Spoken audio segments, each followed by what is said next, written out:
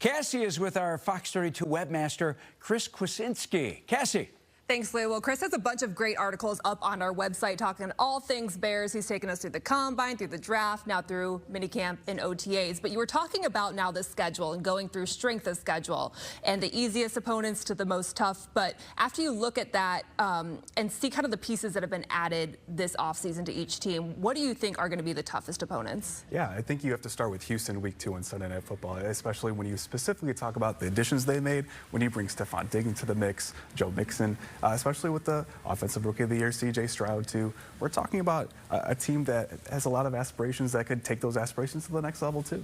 We discussed the division games not starting until week 11, playing 6 of those in the last 8 weeks. How do you think that impacts the Bears? I mean, it really impacts the division race. You're talking about specifically the Packers. You're talking about the Vikings, a team that really lost Kirk Cousins, is trying to find a little bit more of its identity too. But if the Bears can take advantage of some of those mix-ups, a little bit of that too, we might be talking about a division race that goes to the last game of the season. We're talking about the Green Bay Packers, a game that's TBD. It could be flexed to another primetime game, and I think that's exciting. Typically seems like that's what it always ends up being. Last year we saw the Bears had the entire offseason to prepare for the Packers. Now we're looking them to prepare for the Titans. A much different matchup in week 1. How do you think the expectation differs knowing that it's not a division opponent week 1? I think it just differs also because we're talking about last year we were thinking, oh, Justin Fields had MVP votes going into, coming out of 22 yeah, it's wild. 23. But when you specifically talk about that, we were expecting him to take the next step, Justin Fields being the guy, but now it's Caleb Williams back to step 1. Where is he going to start? Where are the Bears going to start? There's a whole constructed roster that needs to form around Caleb, and I think that's where the excitement comes from. We're going to see the excitement of him starting his first week.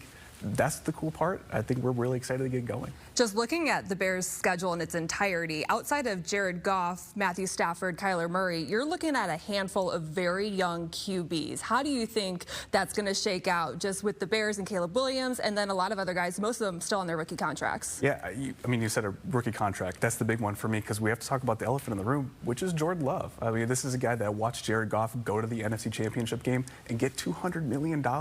Specifically, Jordan Love was 1 game from doing that. He was maybe a couple throws away from beating the Niners and going to the NFC Championship game, being in that same position. Now, if you're saying if you're Jordan Love, you can just get to the NFC Championship game, are you a $200 million quarterback? It's a fair question to ask, specifically when you think about these guys back into their rookie deals who could make a lot more money, guys who could take the next step, be better than Jared Goff is. So it's interesting to think. I'm throwing a wild card at you, but you look at the end of the year, past week 18, what quarterback in the division do you think will be the best?